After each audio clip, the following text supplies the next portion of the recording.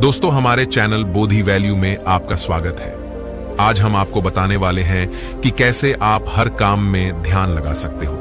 क्या आपने कभी सोचा है कि हर एक कदम जो हम उठाते हैं वह हमारे लिए एक नई जिंदगी की शुरुआत होती है। आज हम सभी उस सफर की शुरुआत करेंगे जिसमें हर काम में ध्यान लगाओ और आगे बढ़ने का मंत्र है। हमें एक सही दिशा दिखाता है और इस मंत्र के पीछे छुपी एक ताकत है जो हमें हर कार्य करने में, हर एक लम्हे को नई दिशा देती है। जब हम अपने कामों को ध्यान से करते हैं तब हम अपने इरादों को साकार करते हैं और नई मंजिलों की तरफ बढ़ते हैं। आज हम सीखेंगे कैसे ध्यान से काम करके हम अपने सपनों को हकीकत में बदल सकते हैं, कैसे हर कदम एक नए सफर की शुरुआत बन सकता है। तो चलिए आज हम इस मंत्र के साथ मिलकर नई जिंदगी की शुरुआत करते हैं जिसमें हर कदम एक नई कहानी का आरंभ करता है। दोस्तों, बहुत समय पहले की बात है। एक राज्य में एक महान राजा रहता था। राजा अपने रोज के कामों से परेशान रहने लगता। राजा का किसी भी काम में मन नहीं लगता था। तब एक दिन राजा को उसके मंत्री ने बताया कि उसके राज्य में एक बुद्ध रहता है। मंत्रियों ने राजा को बताया कि बुद्ध के एक एक शब्द में जीवन का सत्य छुपा है। उनके जैसा महान व्यक्ति दूर दूर तक नहीं है। तब राजा ने सोचा कि एक बार चलकर देखते हैं कि बुद्ध सच में इतना महान है।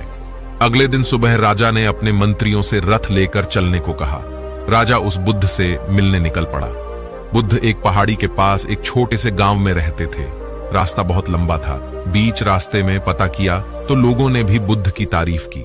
राजा ने सोचा कि सच में कोई बुद्धिजीवी, पढ़ा लिखा व्यक्ति होगा। शाम को जब राजा बुद्ध की झोपड़ी के बाहर पहुंचा तो राजा ने देखा कि एक मजदूर छोटे से बगीचे में काम कर रहा था। उसके पूरे शरीर पर मिट्टी लगी थी, पैरों में चप्पल नहीं थी। राजा ने पूछा, महोदय बुद्ध कहाँ रहते हैं? मैं उनसे मिलने आया हूं। उस बागवान ने कहा, श्रीमान आप अंदर बैठिए, मैं अभी बुद्ध को बुलाता हूं। राजा झोपड़ी के अंदर बैठकर बुद्ध की प्रतीक्षा करने लगा। थोड़ी देर में बुद्ध ने झोपड़ी में आकर नमस्कार किया। राजा ने हैरान होकर कहा, अरे आप तो वही बागवान है जो बाहर थे। बुद्ध ने कहा, जी राजा कसूर, माफ करें, मैं छोटा सा काम कर रहा था। मैं ही बागवान हूं और मैं ही बुद्ध हूं। बुद्ध ने राजा से कहा, आपके आने का कारण बताएं। राजा ने कहा, मैंने सुना है कि आप जैसा साधारण व्यक्ति राज्य में दूसरा कोई नहीं है, तो मैं आपसे मिलने चला आया। मैं आपसे आत्मज्ञान पर उपदेश चाहता हूं, लेकिन मुझे माफ कीजिए। मैं देख रहा हूं कि आपके पास ना कोई किताब है, ना किसी कला के संकेत दिख रहे हैं, लेकिन फिर भी आप बहुत शांत दिख रहे हैं। राजा ने बुद्ध से कहा, क्या मुझे आप अपना सीक्रेट बता सकते हैं? बुद्ध ने मुस्कुराकर कहा, सुबह का समय ठीक रहेगा। कल सुबह होने से पहले आप मुझसे मिलने आ जाना। यह कहकर बुद्ध ध्यान में मौन हो गए। राजा वापस अपने महल लौट आया। उस रात राजा को नींद नहीं आई। उसे चिंता थी कि बुद्ध कल सुबह मुझे क्या बताने वाले हैं। अगले दिन सुबह राजा बुद्ध के पास पहुंचता है। बुद्ध बगीचे में खड़े थे। राजा ने बुद्ध को प्रणाम किया। बुद्ध ने कहा, राजा यहां आइए और यहां से सभी पौधों में धीरे धीरे पानी डालो। और राजा से कहा, ऐसा करते करते तुम्हें इन 10 पौधों में पानी डालना है, लेकिन याद रहे कि पानी डालते समय तुम कुछ और मत करना, ना कुछ सोचना। अपना पूरा ध्यान पानी डालने पर रखना। अगर कोई ख्याल आए तो रुक जाना और दोबारा से पहले पौधे से पानी डालना शुरू करना। जब तुम सारे पौधों में पानी डाल दोगे तब तुम मेरे पास आना, मैं तुम्हें वो सीक्रेट बता दूंगा। बुद्ध की बात सुनकर राजा को लगा कि बुद्ध किस तरह का काम करवा रहे हैं। राजा को पहली बार इस तरह का काम मिला था। राजा ने कहा, ठीक है। बुद्ध राजा ने बड़े ध्यान से पहले पौधे में पानी डाला, फिर दूसरे पौधे में पानी डाला, फिर तीसरे पौधे पर। जा ही रहा था कि वह रानी के बारे में सोचने लगा। राजा बुद्धिमान था। उसे पता था कि बुद्ध उसकी परीक्षा ले रहे हैं। अगर वह चीटिंग करेगा तो पकड़ा जाएगा।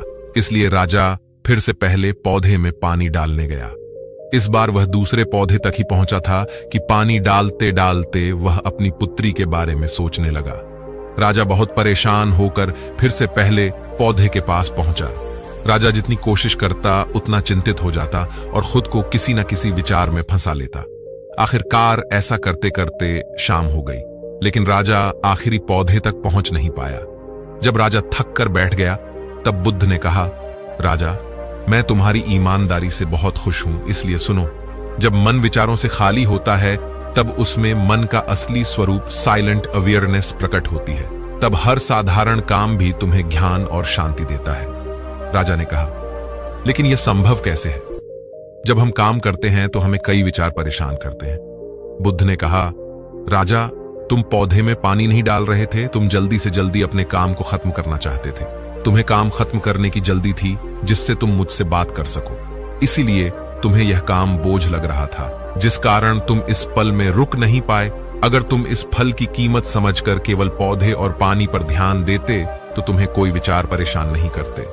राजा ने कहा, यह सब तो मैं समझ रहा हूं, लेकिन इस पल में रहना बहुत कठिन है।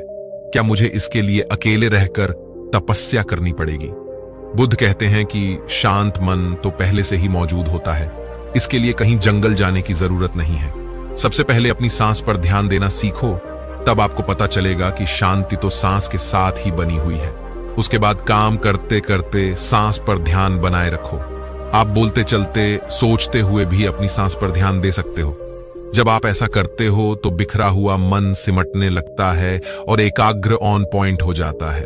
ऑन पॉइंट माइंड से जब कोई काम किया जाता है तो उस मन में केवल वही काम रिफ्लेक्ट होता है और कोई विचार उत्पन्न नहीं होते हैं। जब ऐसा होता है तो कर्ता और कर्म एक हो जाते हैं और साइलेंट अवेयरनेस जो पहले से बनी हुई थी वह प्रकट हो जाती है। तुम इसे आत्मज्ञान आनंद % मूवमेंट, इसे जो चाहे नाम दो, यह आसानी से प्राप्त हो जाती है।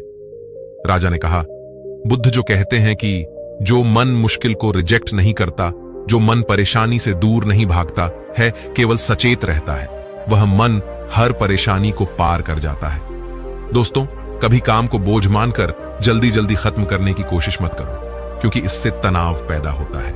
आप यहां नहीं बल्कि कहीं और होना चाहते हो। तनाव के कारण मन में विचार हावी होने लगते हैं, जिससे इरिटेशन होती है और हर काम जो % मूवमेंट का दरवाजा था वह सच में बोझ लगने लगता है। इसकी जगह काम शुरू करने से पहले अपना ध्यान सांस पर ले आओ और फिर काम के दौरान भी ऐसा करो। सांस का ध्यान काम के ध्यान में बदल जाएगा और कठिनाई डिस्टर्बेंस आते हुए भी आपको छू नहीं पाएगा और आप जो भी काम करोगे उसमें आपका ध्यान लगा।